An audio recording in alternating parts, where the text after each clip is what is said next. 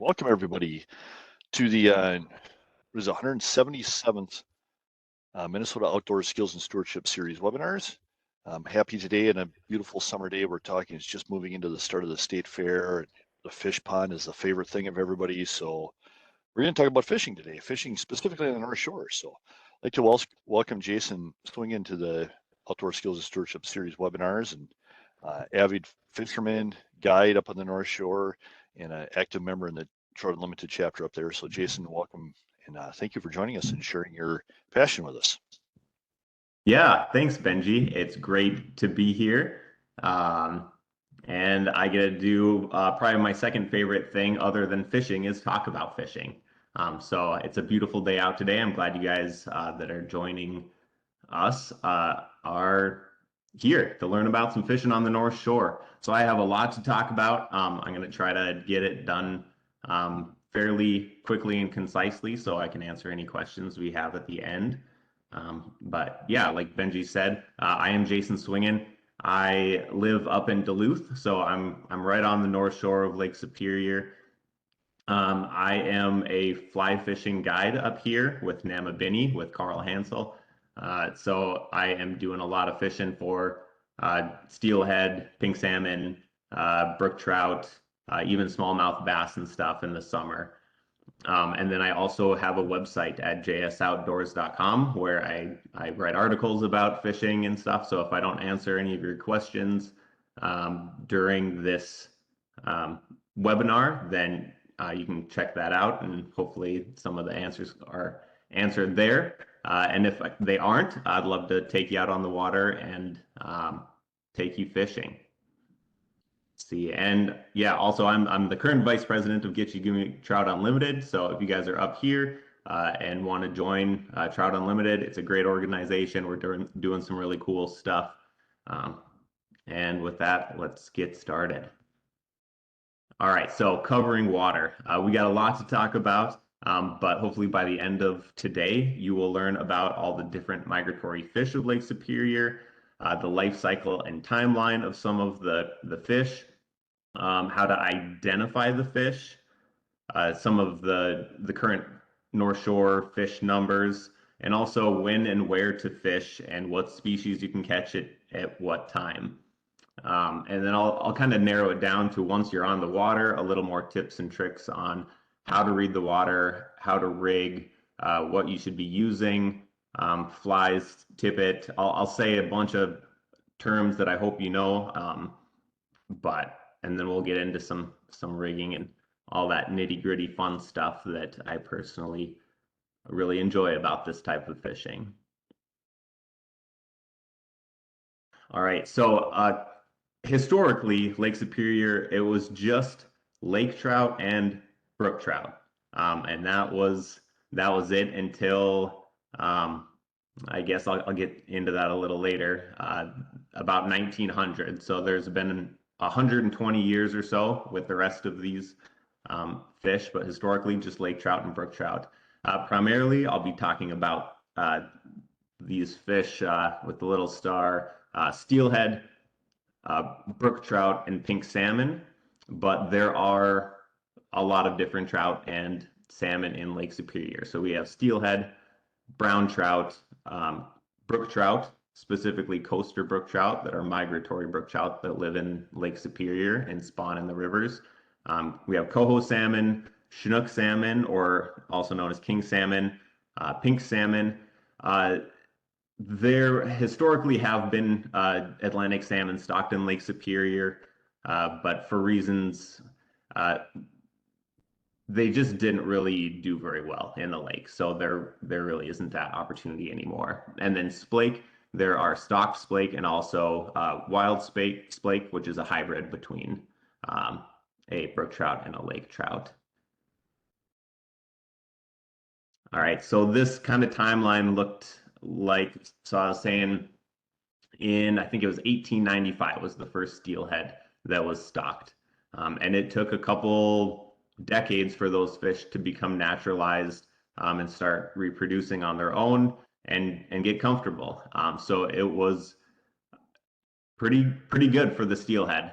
They liked it in the big lake, and the only really major thing that was kind of traumatic for steelhead and honestly, specifically lake trout, was the sea lamprey. So that gross looking thing will has just kind of decimated a lot of the fishing. So you can see in this chart, this dotted line is primarily lake trout, um, but there were a lot of lake trout. I mean, right around 1955 when the lamprey really started to take over, the population of lake trout specifically really took a dive.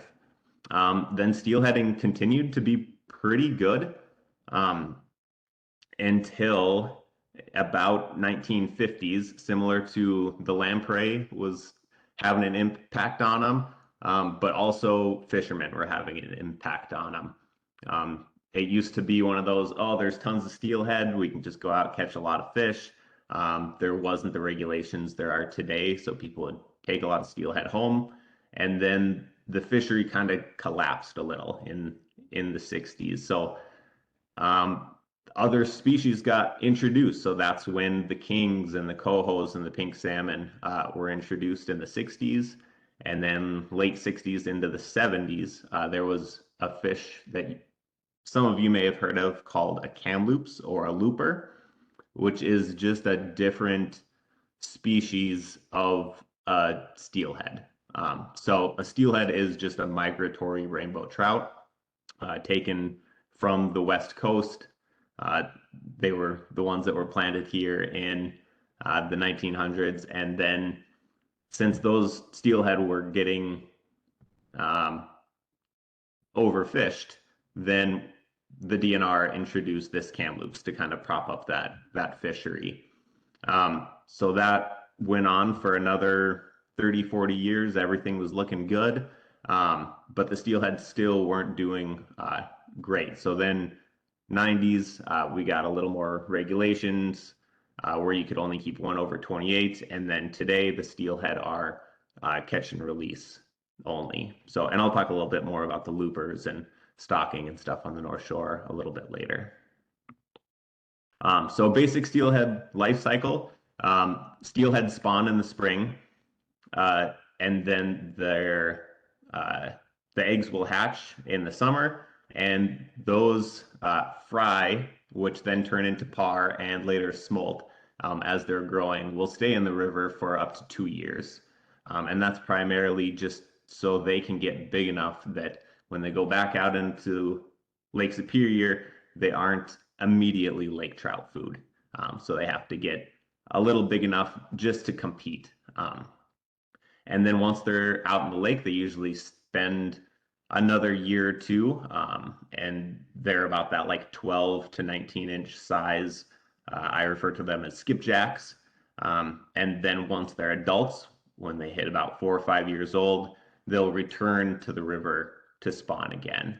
And one thing to note is that trout, unlike salmon, will spawn multiple years. So they don't spawn and die like our salmon do. So they will live for 7, 8, 9, 10, maybe even 11 or 12 years. So the steelhead, it's really important that they get released back into the water so they can come back and spawn again. Let's see.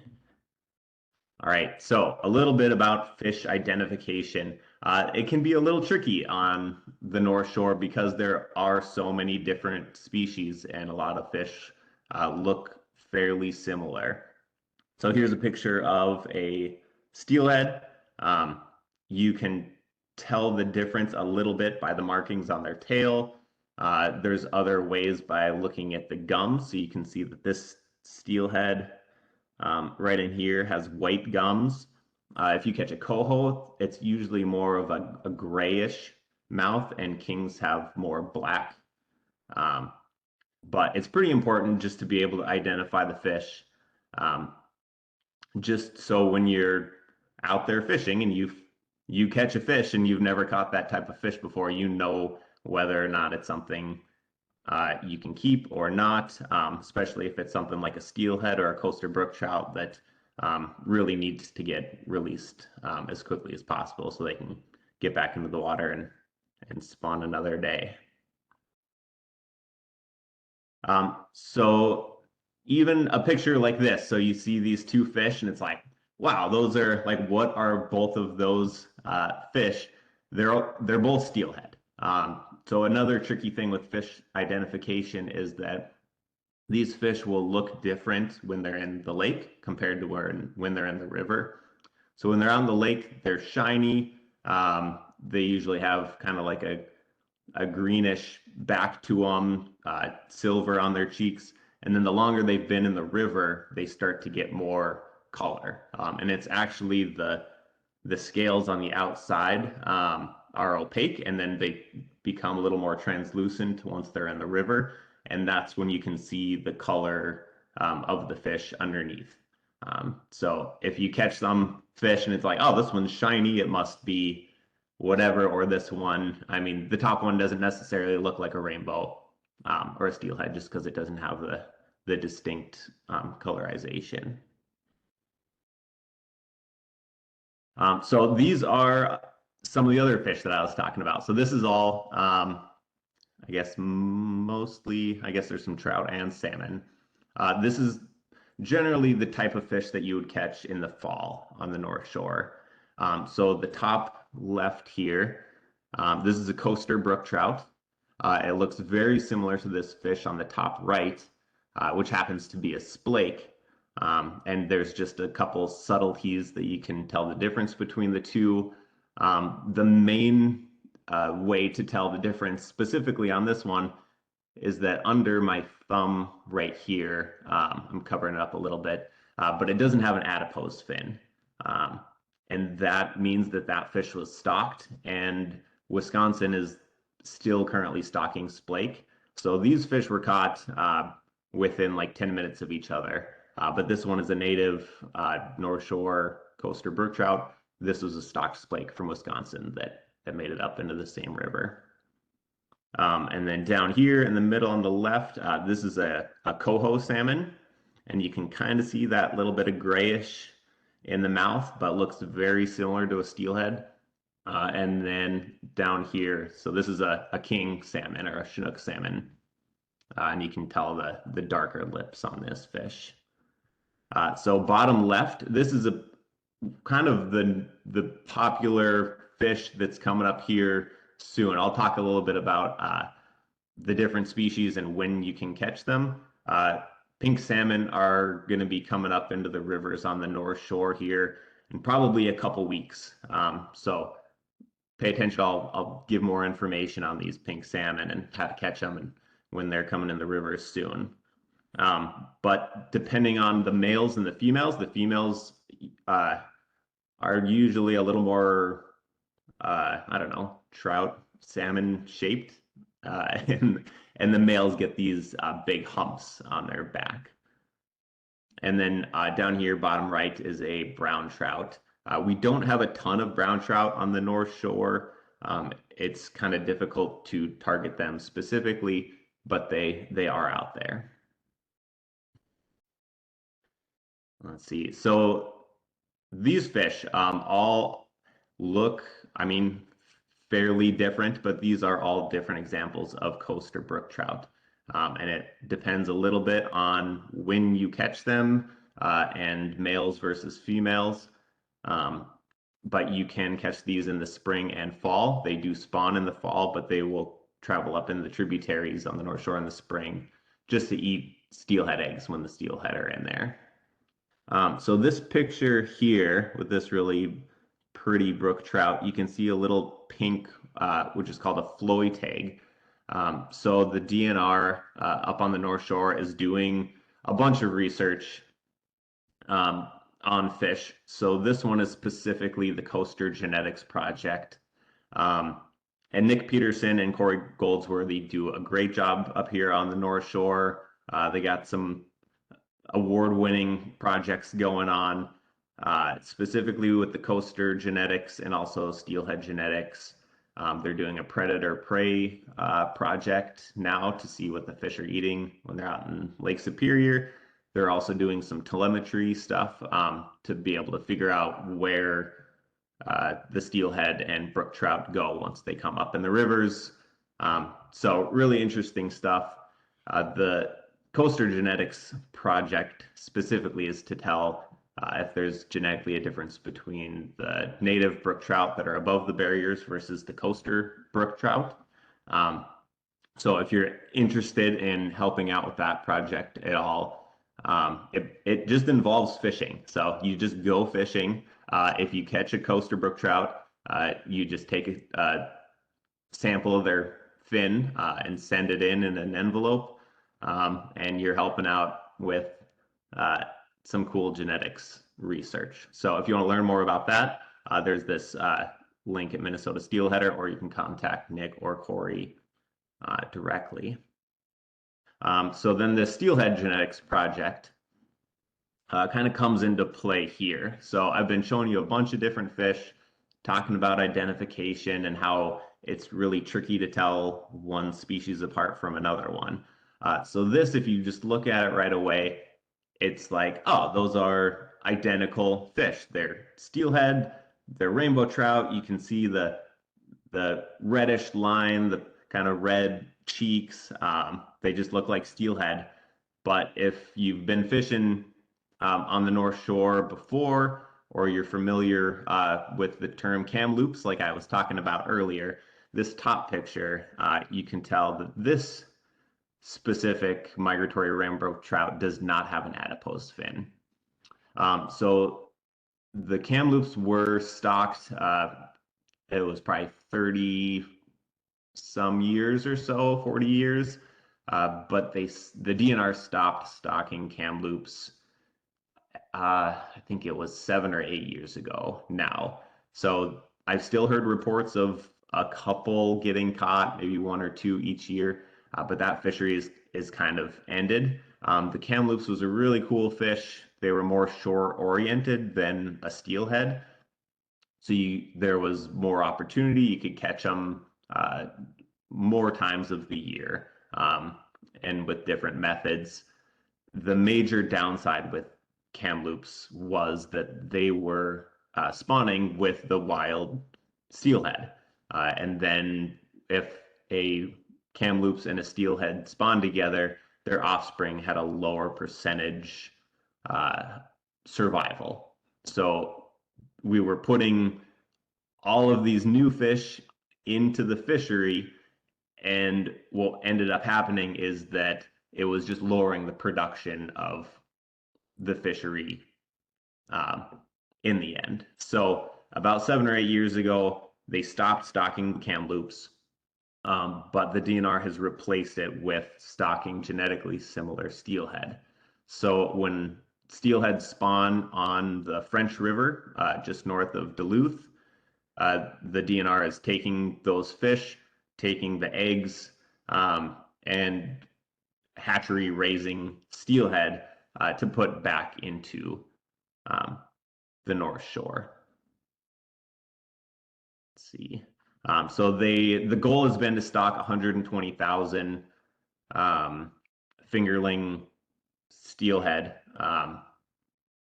in the North Shore, on the North Shore rivers. And this has been going on for the last handful of years. There's been some other factors, so if it's still kind of hard for me to remember, but there was a pandemic a couple years ago, and that kind of put a damper. The DNR couldn't get out to sample the fish, and so there was a lapse year in recordings and in stocking, and just some issues with some of the hatcheries that we haven't quite been getting the numbers back up. So anyways, long story short, if you do catch a steelhead or a migratory rainbow trout that has an adipose fin clipped, it's no longer a looper. It is a stocked steelhead. So technically those are fish that you are allowed to keep. But since they are genetically similar to the steelhead, they're not hurting the population anymore. So, I mean, it's even if it is legal, my advice is just to let the steelhead go if you do catch them. There's other fish that are good to eat. If you like eating trout, the DNR stocks a ton of inland lakes, and that's probably your best opportunity if you want to keep fish. That's kind of what those lakes are for.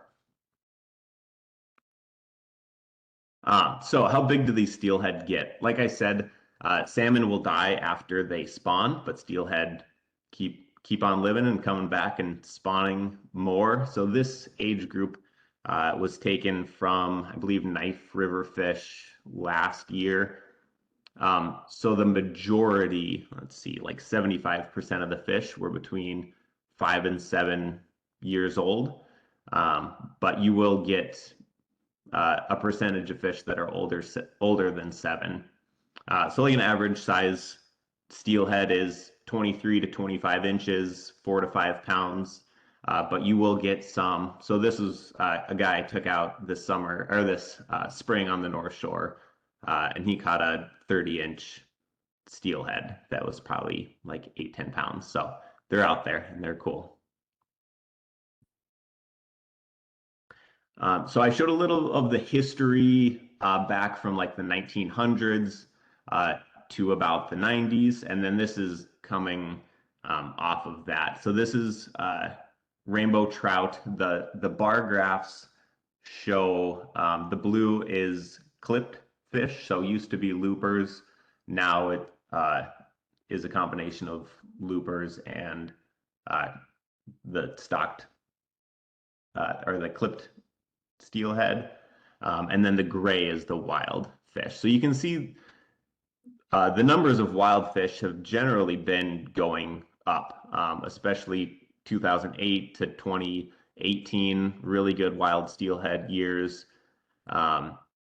And stocked fish have slowly been going a little bit down recently, but that's in the works. And then you can see by this line graph, so that these show catch rate. So right here at 0.2 is about 5 hours of fishing per fish caught, and 0.1 is about 10 hours. So you can see to catch a wild steelhead is kind of hovering around that 0.15. So on average, it takes about 7 or 8 hours to catch one steelhead. So they are the fish of 1,000 casts. It does take some time, but that's part of the fun. All right. So when to go fishing? Like I said, in the spring, it's pretty much just a steelhead fishery. There is no season, so the steelhead will come in the rivers as soon as the snow melts and opens up the water. Then the steelhead will start coming in. You might also catch a coastal brook trout that's just kind of coming in and eating eggs. In the summer, there is no migratory fishing on the North Shore, so you can catch native brook trout that are above the barriers. I'll talk a little bit more about what the barriers are. And then me personally, I'm fishing for bass and pike and other fish in the summer. And then come fall, which is probably coming up here soon. Well, it is coming up here soon. September, October is the best time to catch pink salmon, coaster, brook trout. And there's a couple rivers that will take a couple steelhead. And you'll find some cohos, kings, splake, but kind of the main fishery is for pink salmon. So this is kind of an important thing on the North Shore, especially. So I also fish other rivers. I fish in Wisconsin, and there's a lot more spring-fed rivers over there, and that spring-fed part will really keep all of there's a base flow rate. So the rivers never drop to like an unlivable level for the fish. But as you can see here, so I don't know if any of you guys remember, but last year in October, we were fluctuating. So this is Knife River, 16 CFS, so that's cubic feet per second. This is not a lot. 16 is like you can't even tell that the water's moving, and it went down to 5 and then shot up to 8,000. So that is devastating. Not only does it ruin, like the Knife River trap had some issues after that, it blew out a bridge up the shore over the Poplar River. Um, but it's really bad for the steelhead because there are all of those par and fry and smolt that are trying to live there 2 years before they get flushed out into the big lake. But if you have an event where the river is going 8,000 CFS, they all get flushed out to the big lake, and then they're most likely lake trout food. So all of these big events, like over 1,000 or 2,000 CFS, don't help out the North Shore fishery. Um, but if you narrow it down a little more, so this specifically is this last spring on the Knife River. So at one point it shot almost to 1,000 and it came back down. Um, the fish are waiting for these spikes. So there's not enough flow, and then the snow melts, the river starts coming, and then this drop off is kind of when I like to fish. The rivers are going to be really dirty and what I call blown out at these peaks. But then once it starts dropping, that's when the fish start coming in. So just being able to read these water maps is very helpful. So this one, it bumped up to 400. That's not enough to quite blow it out. So this is all good fishing time, but this is a little too high. So there's a couple links here. You can go individually find all the North Shore river flows. I have a page on my website where it shows a couple of them, the live current CFS numbers, and has links to all the North Shore river flows. So other than flow, there's a couple other factors on the North Shore that really determine where and how you should fish and how the fish react. So water temperature is a big one. The steelhead will come in the river even if it's super cold. So this picture on the right, this was like right early in the spring. You can see the river, that there's a bunch of ice still on the river. And if I could get my fly to go past some of the ice, I would usually catch a fish. So it was a really good day on the river. The fish were in there, but it can be tough conditions. 40 degrees is kind of the magic number that the steelhead start spawning at. And so 40 degrees is good. Up into 50, 55 degrees is they're active.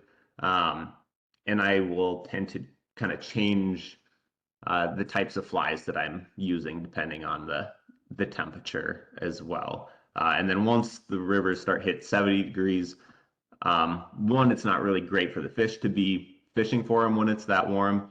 But honestly, they know it's too warm and they just start heading out to the big lake.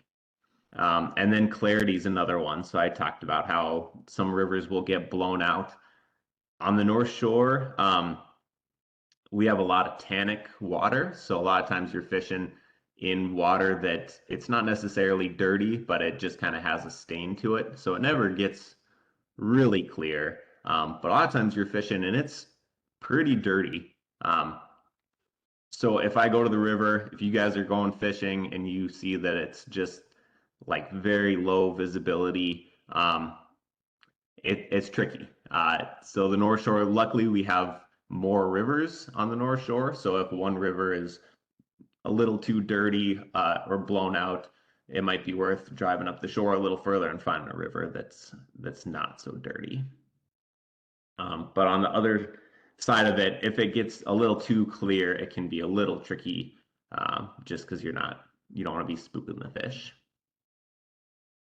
All right, so where to go fishing? Uh, I'm going to be kind of broad view and then narrow it down into kind of spot on the spot. So where to go fishing? There are a lot of different rivers on the North Shore. As you can see, all these red marks are designated trout rivers going up the shore. So there's 60 tributaries. 20 of them are major spawning tributaries. There's quite a bit of water to cover. And with the help of Trout Unlimited and the DNR, there's been a lot of improvements to help these rivers stay as cold um, as we can get them.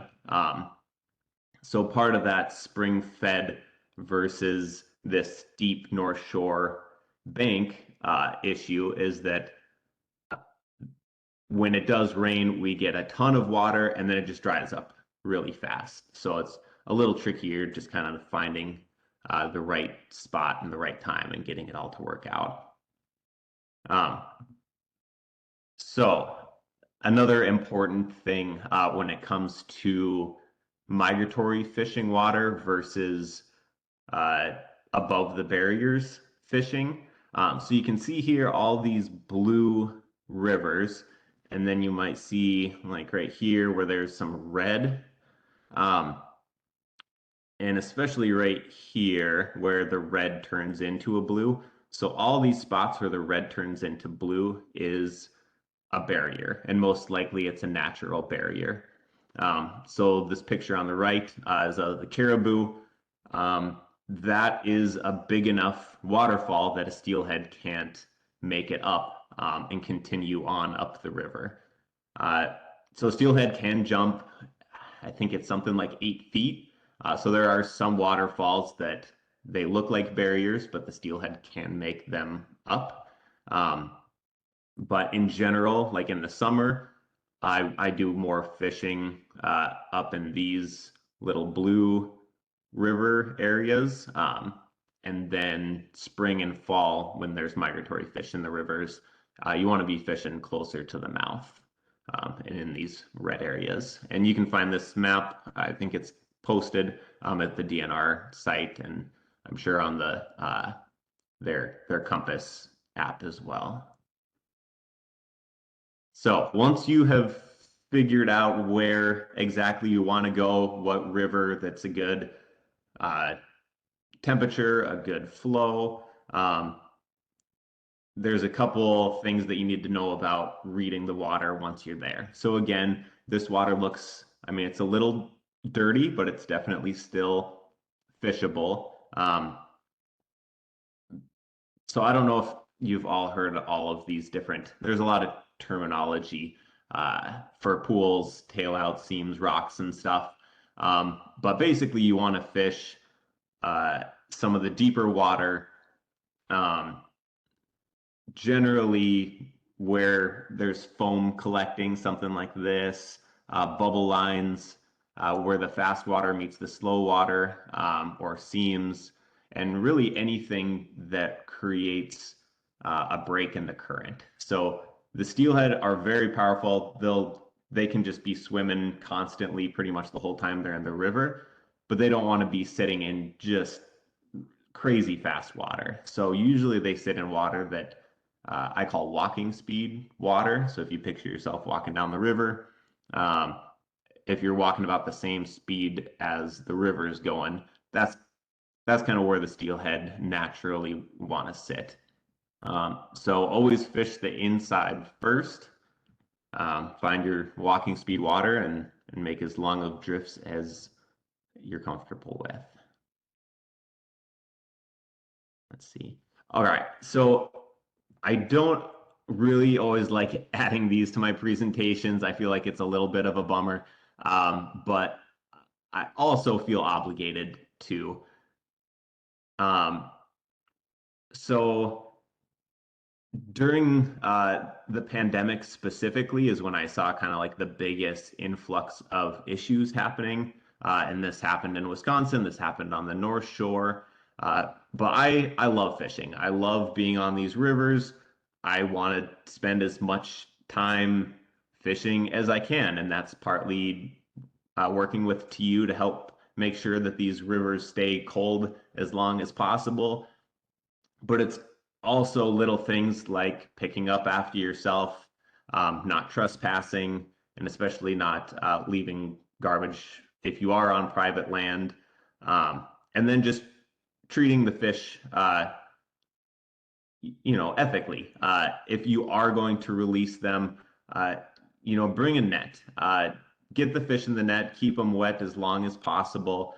I don't want to be like on the river hounding anyone because a lot of times people are coming, they just want to have a good time. They're there to fish. I take a lot of people that are brand new to fishing, and I love seeing people that are excited about their first fish.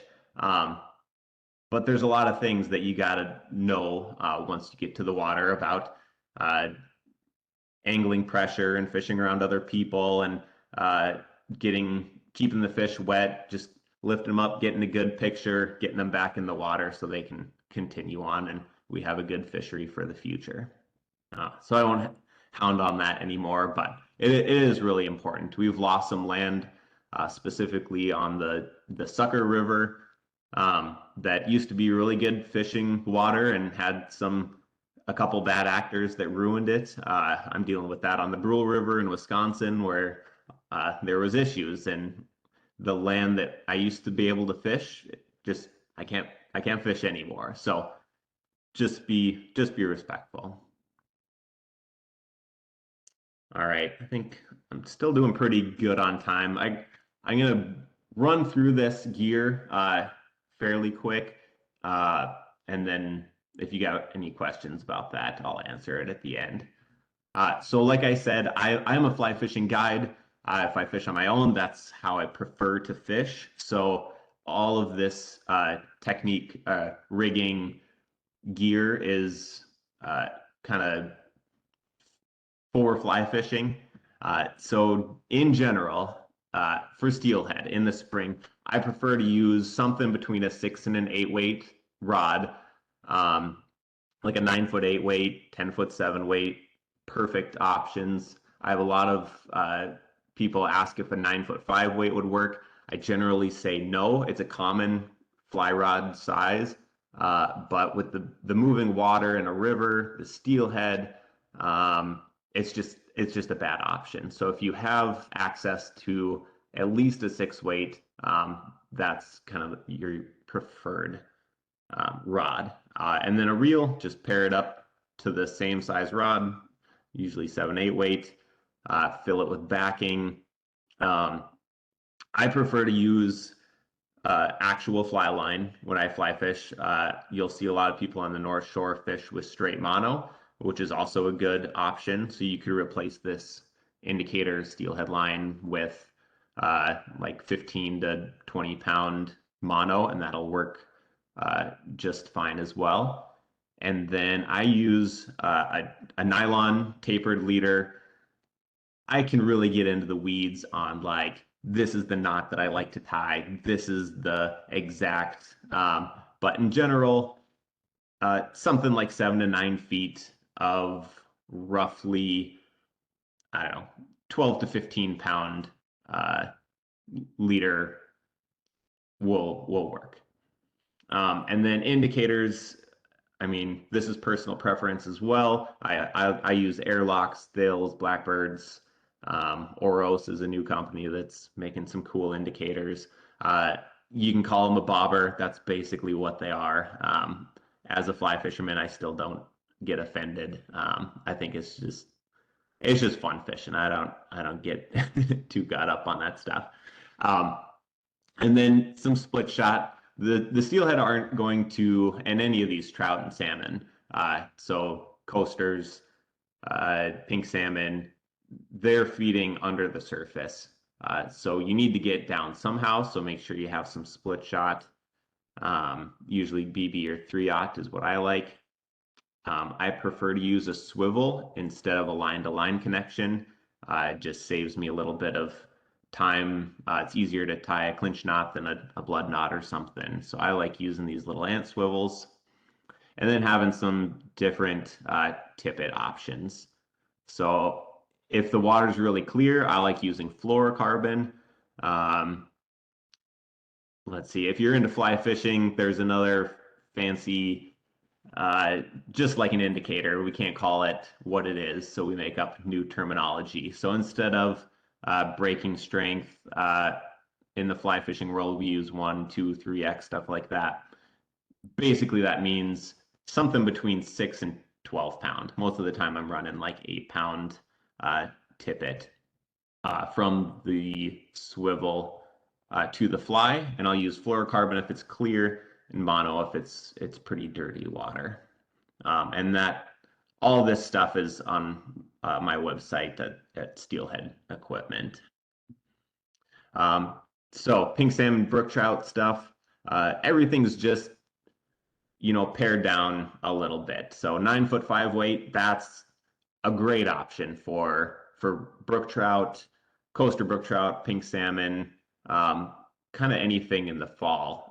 I generally use a smaller a smaller rod, and then everything gets pared down. So I'm using more like 4 to 8 pound instead of 6 to 12 pound. Um, but everything else is about the same, just smaller. All right, so we've made it all the way down rod, line, leader, tippet. Now we're getting to flies. So what are these steelhead and salmon eating once they get into the river? And kind of quick answer is they eat mostly eggs. So other fish will spawn and they will lay their eggs. The eggs will drift downstream, and then other fish will be eating the eggs that the other trout and salmon have been dropping. So egg patterns are very popular, especially early in the season.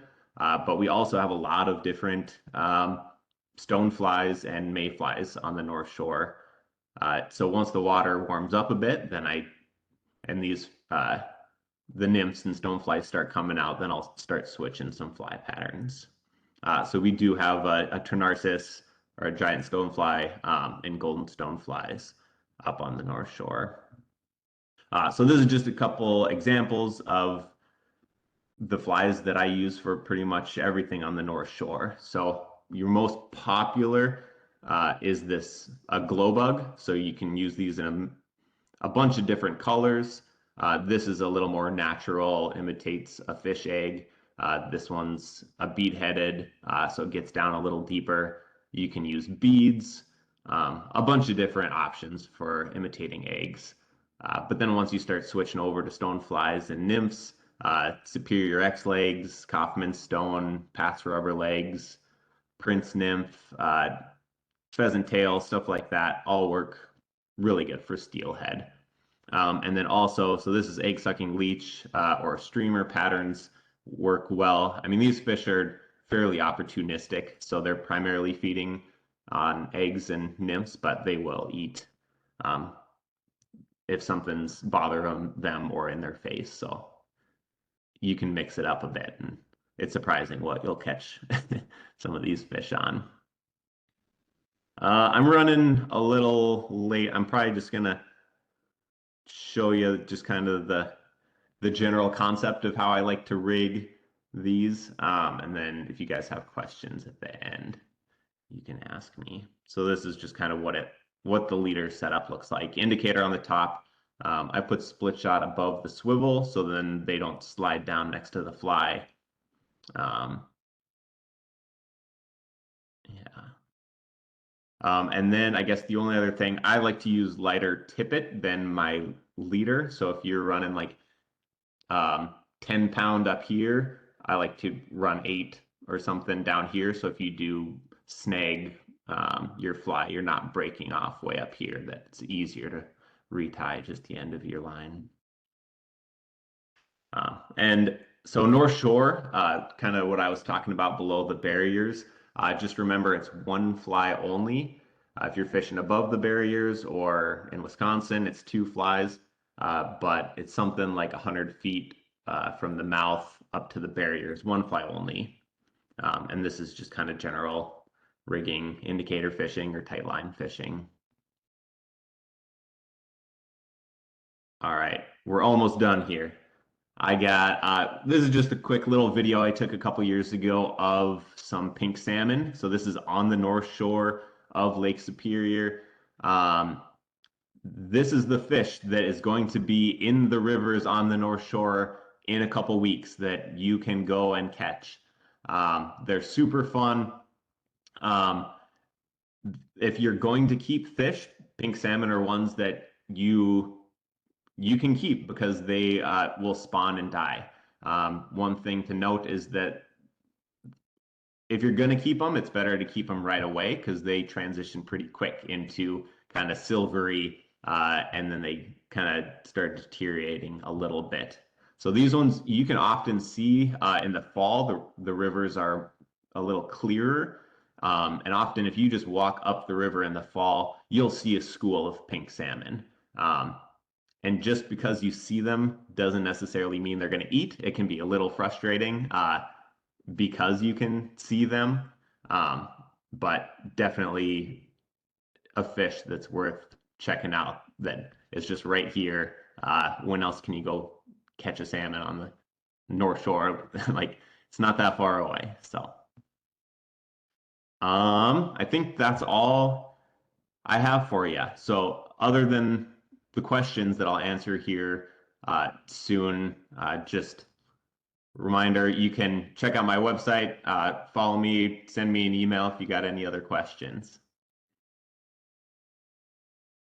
Great presentation. Covered a lot of ground there. So, Yeah, it was a lot. um, so you said pink salmon are coming in this September. What what triggers them to start coming in? Yeah, that's a good question. So, like I said, the fall, we usually don't get as much flow as we do in the spring. So right now, a lot of the rivers are running at like 8 CFS to 30 CFS. So it's generally September. I usually say the first major rainstorm in September. So if the rivers bump from 20 CFS to 80 CFS or something like that, that usually pushes the fish in. So they'll start staging around the mouth in the next couple weeks, and then they'll move in. So October is probably a safer time to come, but September can be good as well.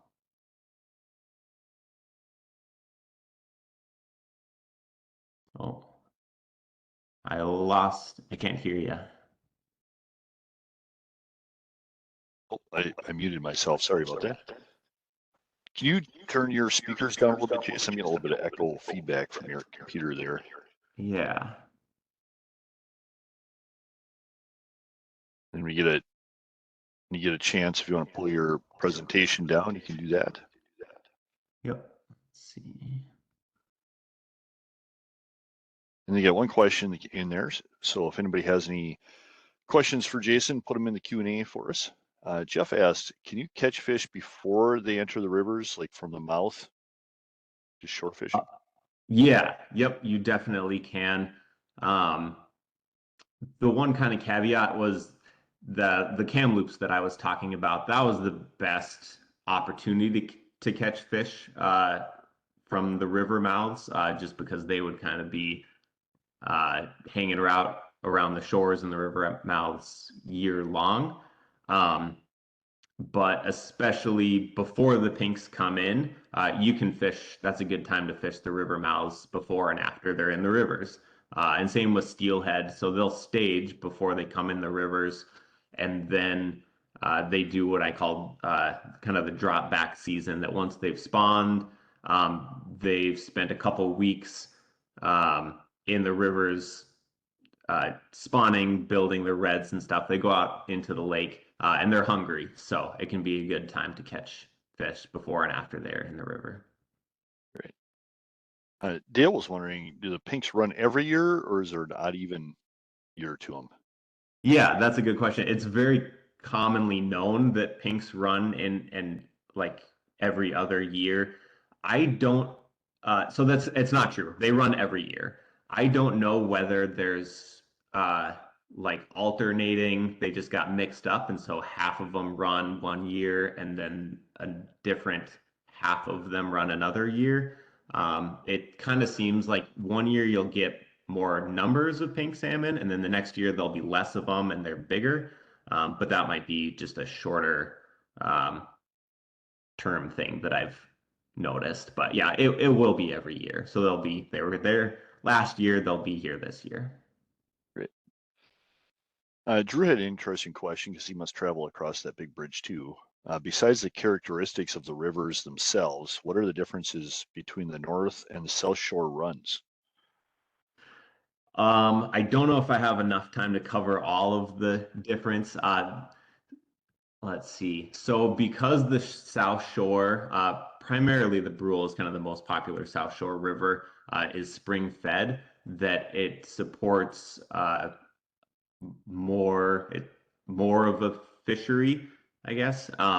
So on the South Shore in the fall, there's a run of steelhead. They'll winter over, and then more steelhead will come in the spring. So that river specifically, it's very different. So in the fall, you'll get a run of coho, king, steelhead, a couple pink salmon, a couple coaster brook trout, and then the steelhead and browns will winter over, and you can catch them also in the spring. And because we don't get enough flow in the fall, the steelhead there is no steelhead run in the fall in a significant amount. And that's kind of why, like I said earlier, there's no Atlantic salmon on the North Shore because they also spawn in the fall, and there's just not enough flow in the fall to support fish. Other than pink salmon, which when a pink salmon spawns, the eggs when they hatch, they don't stay in the river for years like the steelhead do, and that's how the North Shore can support a pink salmon fishery. Is just that the eggs hatch, they go right out to the lake, um, and hopefully they can survive in numbers from all the lake trout. Interesting. Mark had a great question on there about fly fishing schools. Are there any available that you know of? I know there's a few places that teach fly fishing, but I don't know about any fly fishing school. I think that's a little more popular out west, like Montana, Idaho stuff, where there's just more people and more water.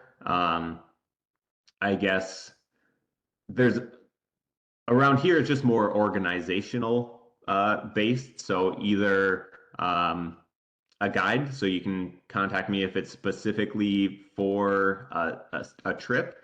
But even Trout Unlimited, we have a bunch of free fly casting clinics that we put in the summer. I'm sure down in the Twin Cities, there's a couple different groups that'll kind of help you out with casting, fly tying, stuff like that. I know the Orvis store in the cities does some. I'm sure there's a couple up in Duluth. Yeah. FFI used to do some fly fishing clinics too, like weekend long clinics. So might be an option. I know our Bowl Become an Outdoor Woman program does a fly fishing event too. So um, but there's some options out there. So Jeff again was asking, what presentation would you use when the fish are staging outside of the river, and can you catch them from shore?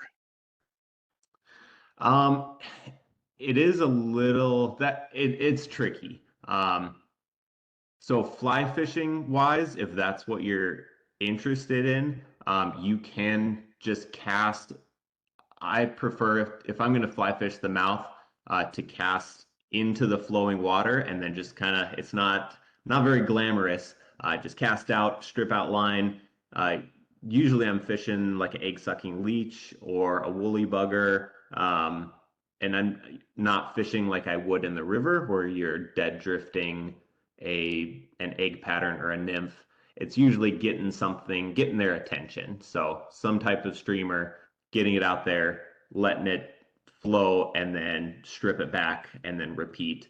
Otherwise, if you're running a spinning rod, there's a couple you can use casting bobbers. Um, you can use spawn. So I have an article on uh, fishing the North Shore, like from shore. And there's a lot of information about that. It's specifically for loopers, which is not around anymore, but you can still catch steelhead and um, cohos and uh, pinks and stuff using that same techniques. And we put a link into your website in the chat, so if anyone wants to click on that, reach back and find that article, you probably do that. He was wondering if someone had a time frame to fish, say a week, what would you recommend to fish pink, kings, and steelheads? Get a specific week that would be the best. Um, so I would say, I think on average, the last couple of years, probably the like second week of October is probably your best bet. It depends on when you're, if you're trying to catch them early, if you want to take some home, you might want to show up a little earlier.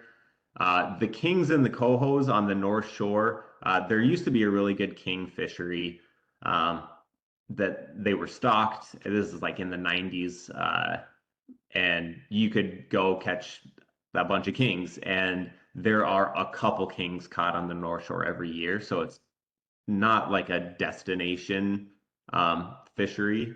And like I said, the steelhead are primarily fished in the spring. You might catch a steelhead, but it's pretty much just pinks. But yeah, kind of early October. Okay. Just said also you mentioned bass, northern, and walleyes in the summer. Are there catchable populations along the North Shore of these species? I don't know if there's catchable populations, but there's definitely all of those fish. They're also in Lake Superior. So you can catch pike, bass. I mean, honestly, a lot of the river mouths, or beaches, or just kind of like rock outcroppings. Like you can catch lake trout pretty close to shore at this time, especially getting a little closer into the fall as well. I don't though. If you're gonna specifically target bass and pike and stuff, there's better places to go than the North Shore. At least Lake Superior North Shore. But there's good bass and pike around Duluth. Awesome. I think we actually got through most of the questions. So you covered everything so well. We don't have a whole ton of them today. So, which is great because we're just about out of time. So I'd like to thank everybody for showing up. And Jason, thank you so much for sharing your passion and knowledge with us this week. We really appreciate all that. And Yeah. Yeah. people haven't figured out yet on the news or whatever. I saw, I think, 3 different news channels yesterday had the fish pond at the state fair. The state fair opens tomorrow. So come on out and visit us at the DNR booth and see the fish pond. And next Wednesday, we're doing a webinar on orienteering for fun and survival. So we're going to talk about with the Minnesota Orienteering Club and how to read a map and compass, and just a great basic skill to know if you like being outdoors. And it's a great activity to do with kids too. It's a lot of fun to actually do like an orienteering course or a race or something like that. So, and they're going to join us at the fair and do some fun games with the audience there. So that's next week, Wednesday. So have a great and safe rest of the week and weekend out there, everybody. I hope you get out fishing and enjoying some of the natural wonders we have across the state. We really appreciate you joining us. So thanks again, Jason. Thanks, everybody.